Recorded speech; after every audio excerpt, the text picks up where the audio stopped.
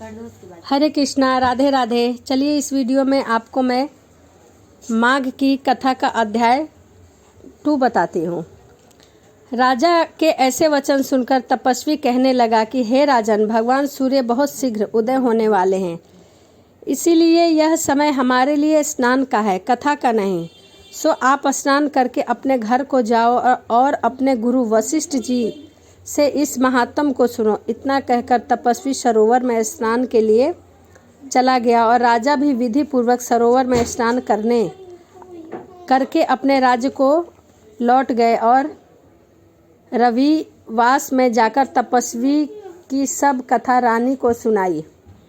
तब सूत जी कहने लगे कि हे महाराज, राजा ने अपने गुरु वशिष्ठ जी से क्या प्रश्न किया और उन्होंने राजा को क्या उत्तर दिया। व्यास जी कहने लगे, हे सूत जी, आप राजा दिलीप ने रात्रि को सुख से सोकर प्रातः समय ही अपने गुरु वशिष्ठ जी के पास जाकर उनके चरणों को छूकर प्रणाम करके तपस्वी के बताए हुए प्रश्नों को अति नम्रता से पूछा कि गुरुजी, आपने आचार, दंड, नीति, राज्य, धर्म तथा चारों वर्णों के चारों आश्रमों की क्रियाओं, दान और उनके विधान, यज्ञ और उनकी विधियां, व्रत, उसकी प्रतिष्ठा तथा भगवान विष्णु की आराधना अनेक प्रकार से तथा विस्तार पूर्वक मुझको बतलाई है। अब मैं आपसे माघ मास के स्नान के महत्व को सुनना चाहता हूँ।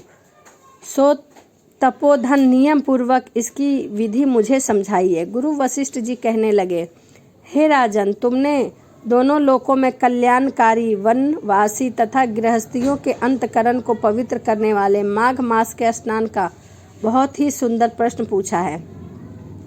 मकर राशि के सूर्य के आने पर माघ मास के स्नान का फल गौ, भूमि, तिल, वस्त्र, स्वर्ण, अन्य, घोड़ा आदि दानों का चंद्रोदय और ब्रह्मा कुर्च व्रत आदि से भी अधिक होता है।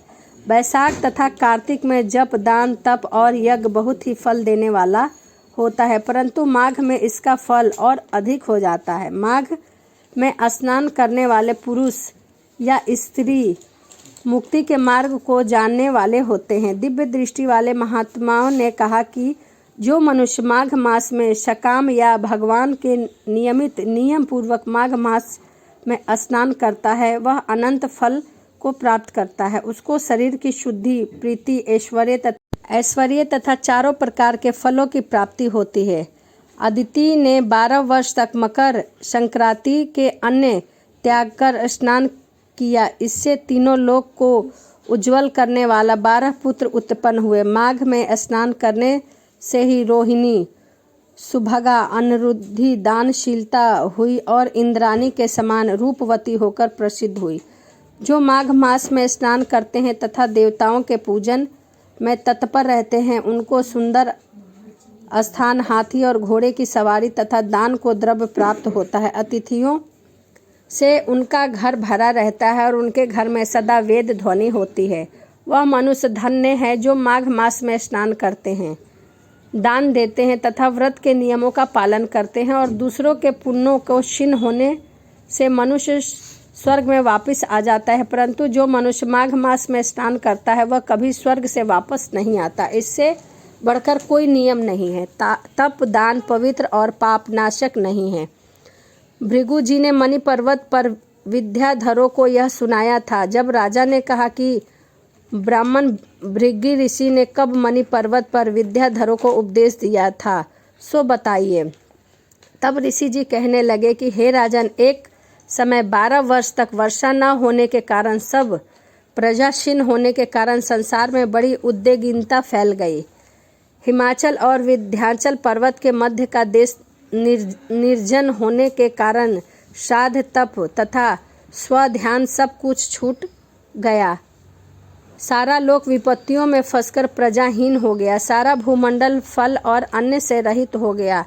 तब विंध्याचल से नीचे बहती हुई नदी के सुंदर वृक्षों से अन्न आच्छादित अपने आश्रम से निकलकर श्री भृग ऋषि अपने शिष्य सहित हिमालय पर्वत पर गए। इस पर्वत की चोटी नीली और नीचे का हिस्सा सुनहरी होने के कारण सारा पर्वत पीताम्बरधारी श्री भगवान के सदृश लगता है। पर्वत के बीच का भाग नीला और बीच बीच में कहीं कहीं सफ़ेद सफटिया होने के कारण तारे से युक्त आकाश जैसी शोभा को प्राप्त होता है। रात्रि के समय वह पर्वत दीपों की तरह चमकता रहता है। दिव्य औषधि से पूरित किसी महल की शोभा को प्राप्त होता है। वह पर्वत शिखाओं पर बांसुरी बजाती और सुंदर गीत गाती हुई किन्नरियों तथा केले के पत्तों की पत्तकारियों से अत्यंत शोभा को प्राप्त हो रहा था।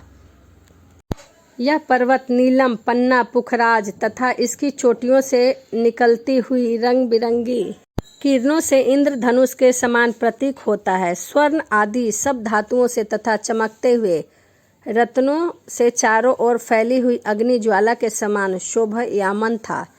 इसकी कदराओं में काम पीड़ित विद्याधरी अपने पतियों के साथ आकर रमन करती और गुफाओं में ऐसे ऋषि मुनि जिन्होंने संसार के सब क्लेश को जीत लिया है, रात दिन ब्रह्मा का ध्यान करते हैं और कई एक हाथ में रुद्राक्ष की माला लिए हुए शिव और माता पार्वती की आराधना करने लगे।